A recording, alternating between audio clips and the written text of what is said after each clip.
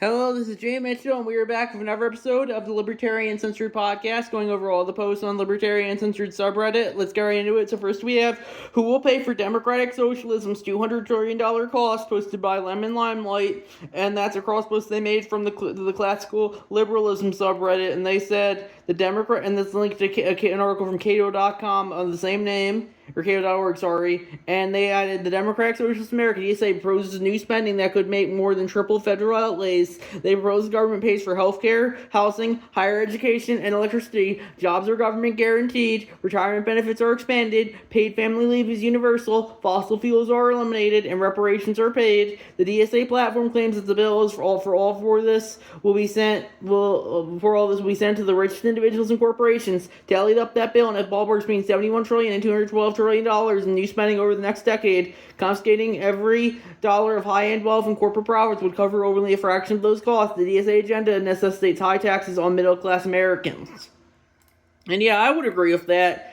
Personally, I think if people want to pay for all the shit that the Democratic Socialists of America want them to pay for, they should be able to, but they shouldn't be forced to do so if they don't want to, especially since it's going to cost pretty much infinite money. But ultimately, it comes down to what people want to justify. If the Democratic Socialists want to justify throwing infinite taxpayer money at whatever causes they want to, and they're in power, they ultimately have the ability to do that. And ultimately, I think the libertarian position is, if you don't want to pay for it, you shouldn't be forced to do so. But ultimately, the state can inherently just throw taxpayer dollars at whatever they want to, and oftentimes, there's nothing you can do about it.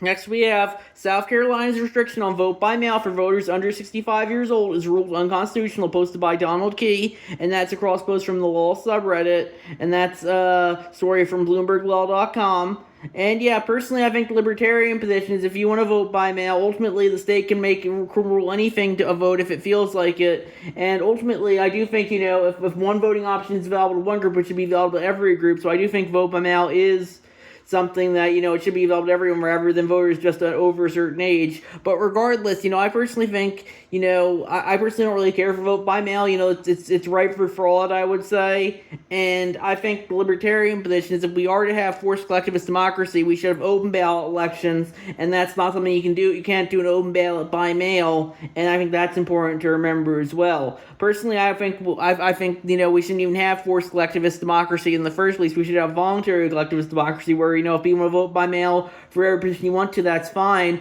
But, that shouldn't put people in a position of state authority to do whatever they want. And that's what forced collectivist democracy is. You put people in a position of state authority, and they can do pretty much whatever they want to. And oftentimes, you can't hold them accountable because they have the correct letter next to their name. And, the people, for the people who voted them in, they think it'll be completely fine if they have the right letter next to their name. And that just goes to show you, most people don't have any values when it comes to politics, or principles for that matter, only teams. Next, we have viral Deflock America campaign urging people to destroy AI cameras on Halloween night gains momentum, posted by Swamp Yankee Dan, and that's a cross post from the technology subreddit, and that's an article from Dexerto.com. And yeah, personally, if you want to get to deflock America, I think you should be able to. But, ultimately, it comes down to who has the authority to do what. Since a lot of flock cameras are state-backed, the state might go after you with the fullest extent of the law, even if you are in a costume on Halloween night. And that's something that, I personally don't want to get more in trouble with law than possible. I think, if the libertarian position is getting as much trouble with law as you want to, but I personally think the wisest option is, stay out of the state's way as much as possible. You don't want to get yourself in excess trouble, but, ultimately justify doing whatever you want to. If you want to get as much trouble as possible, you should be able to as well. This isn't a defense of flock cameras. If it were up to me, there would be no public surveillance cameras, but, ultimately, it comes down to what people in power want to justify, and that's my thoughts there. Next, we have appeals court upholds right to film police, but grants immunity to cops who arrested a Connecticut videographer, posted by Jai Porcupine, and that's an article from Reason.com. And Personally, I would say the libertarian position is you should be able to film whatever you want to, or justify doing whatever you want to justify doing as long as you're not hurting anyone else. If you want to go around filming the police, that's fine, but I personally don't think you should be constantly agitating police officers. That's just kind of a recipe for trouble, if you ask me, since they're in a position of state authority, you pretty much justify doing whatever they want to, and since the state controls the courts and legal system as well, you pretty much have no recourse in fighting back against them. Next, we have some Texas Republicans want to end no-fault divorce. Here's what that means. Posted by Woke Boogeyman, and that's across post from the Politics subreddit, and that's an article from Prawn.com. And ultimately, I think the libertarian position is, the state should be out of marriage entirely. If an individual wants to get married, they should be able to. If they want a divorce, they should get able to, and they should be setting the terms of marriage and divorce on their own terms rather than that of the state. Next, we have Food for Thought, posted by your boy Conzo, and that's a cross post from the Libertarian Party subreddit, and that's the meme with the raptor looking in the thinking pose, and it says, if federal tax on cigarettes deter smoking, does federal tax on earnings deter working? And I would say so. I would agree with that. Ultimately, I think if people do want to pay a tax on their work dollars, they should be able to, but they shouldn't be forced to do so if they don't want to. But sadly, the state can justify taxing whatever they feel like, including your work hours, so ultimately, it just goes to show you that, it doesn't really matter, what the thing is. The state can tax it if they feel like it, because they're in a position of authority to tax whatever they feel like. Ideally, we'd get the state out of money entirely, but I don't know how likely that will be, especially since, they're just trying to change the form of it from primarily physical to primarily digital, so they can implement a central bank digital currency and pretty much turn us to make us have a Chinese-style social credit system.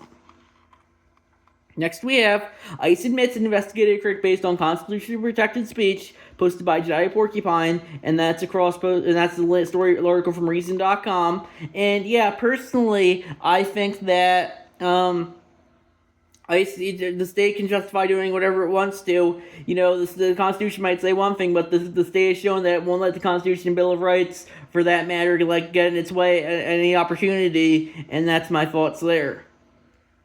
Next, we have border agent searched his phone 5 times without a warrant. He's asking the Supreme Court to put a stop to it, from Reason.com, posted by Jedi Porcupine. And yeah, personally, I think that the state should need a warrant to search anyone's phone. Even if they do have a warrant, I still don't think they should be able to search your phone if you don't want them to have it. You don't want them to have them do that. But ultimately, it just goes to show you that the state can justify doing whichever it feels like. It doesn't even matter if they have a warrant or not. And maybe the Supreme Court ruled in its favor, but it doesn't really matter in the long run, because the Supreme Court's not the one who's actually out in the streets enforcing the laws. That would be the border agents in this case. Usually it's the police, but in this case it's the border agents. And yeah, just to show you, it doesn't matter what the law actually says. It matters how it's actively enforced. So I would argue that the border agents and police have actively much more power than politicians and judges and other elected officials, because they're the ones actively making decisions of enforcing the law.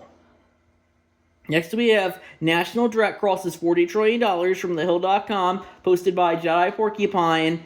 And yeah, personally, I don't really care for that, but I don't think it really matters which branch of the uniparty's in power. It just matters that the state's gonna spend like there's no tomorrow, and ultimately there's really nothing you can do about it. And the sad thing is, it doesn't really, it's interesting. If any individual had $40 trillion in debt, they'd be completely screwed. But the U.S. government hasn't. It's just any other day. And it just goes to show you, in a lot of ways, the U.S. government is too big to fail. They can rack up infinite debt money, and nothing will really happen. Next, we have Cuban knows the truth about socialism, DO, posted by Model Man Frank, and that's across posts from the Free Speech subreddit. And yeah, personally, I don't really care for socialism, communism, or whatever you want to call it. But, ultimately, I think, the sad truth is that the U.S. is very much a socialist country right now. Both major parties are increasingly socialist.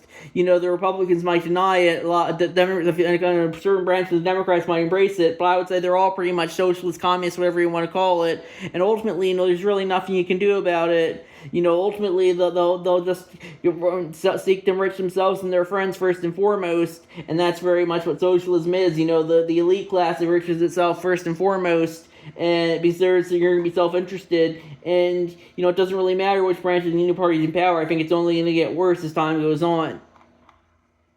Next, we have ICE handed over specific Iranians at the Islamic Republic's request, posted by Jai Porcupine, and that's an article from Reason.com. And yeah, personally, I don't think they should have done that, but ultimately ICE can justify doing whatever it feels like. They're a government agency, they're in a position to make whatever decisions they feel like. And yeah, I personally don't think they should justify sending over details of specific Iranians, but ultimately, if they want to justify doing that, the state can justify doing pretty much whatever it wants to, and oftentimes, there's nothing you can do about it.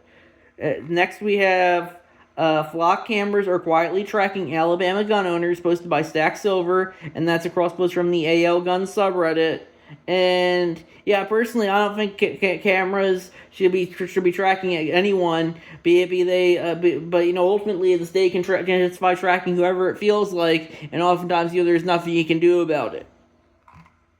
Next, we have Judge upholds laws that Texas violate the Second Amendment, posted by Stack Silver, and that's a cross post from the pro-gun subreddit. And yeah, personally, I think the libertarian position is, the state clearly doesn't care about any of the amendments, and I think, if you want to carry whatever weapons you want to carry, you should be able to. It doesn't matter what the state says, but if the state wants to come after you for carrying those weapons, it ultimately can justify doing whatever it feels like. Ultimately, or on whatever weapons you feel like, but